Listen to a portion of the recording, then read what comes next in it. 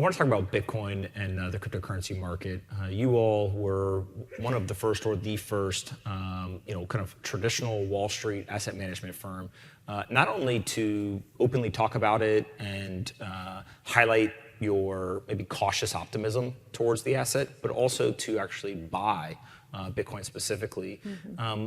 When you look back, maybe we can start with we're now maybe 8-9 years into this journey for you.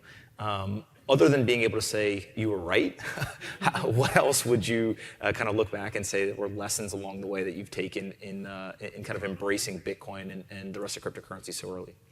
I think one of the things that I love about Bitcoin in particular is my economics background matters. And so here are all of these developers and young people very interested in the space, and I want to learn from them and they want to learn from me. So it's been fun. So much, it's brought in probably all of my expertise from an investing point of view and from an economic point of view. And it's wonderful, that this can bridge that gap, the economics and the technology. In the early days, so we started our research when we were at AllianceBernstein first. That was 2011. Founded ARC 2014, did the research, and in fact, when we first broke out the 5 major innovation platforms, we did not have AI and blockchain there. We had instead we had that in mind, those in mind, but we had next generation internet. And as we started doing our Bitcoin research, I brought in Art Laffer, who's a very well-known economist, known for fiscal policy theory as well as monetary policy theory. And he agreed to collaborate. And when he said, "This is what I've been looking for.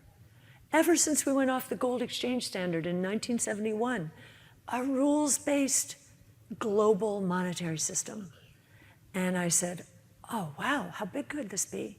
And it was only a $6 billion, we called it network value at the time, market cap. He said, "Well, how big is the US monetary base?" And I said, "Well, it's $4.5 trillion. And now, of course, it's 8 trillion, 7.5, 8 trillion. He said, "Well, there you go." And so I bought personally, and that's a big number, Art. And in fact, Chris Berniski was our analyst at the time, and there was no vehicle to put it in our funds. GBTC was just coming of age, mm-hmm. and we were doing our due diligence, and so I bought $100,000 worth just personally, mm-hmm. and Chris became here I am, the portfolio manager, and it was his research that moved me to do this, and it was so early, and so he doubled down on his research. And it was bad if your boss loses money because of your research, right? But then of course, the rest is history. I guess we're at, is it 300 billion-ish something like that, yeah. now,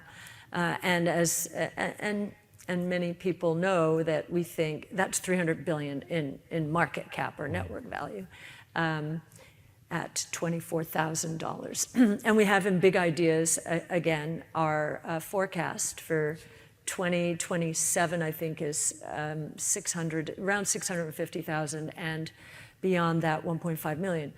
Say that again.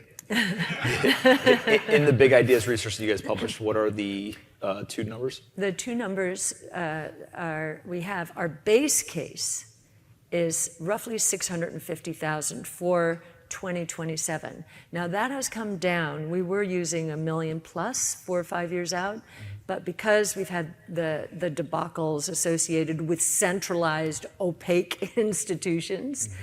as opposed to decentralized and transparent, institutions are going to hold back a little bit. But we still think that the million plus is right in our bull case. Mm-hmm. And you can see how we build our case and look at the assumptions, how much institutional involvement and so forth. very conservative assumptions. And our conviction actually has grown through this year, grown through this past year, because FTX, Celsius, 3AC, Voyager, all of these were centralized, opaque institutions. They went bust. And even the centralized, regulated institutions, now we're looking at Genesis, probably bankruptcy, yes, Silvergate, these are regulated. And they're but again, they're much more centralized and opaque.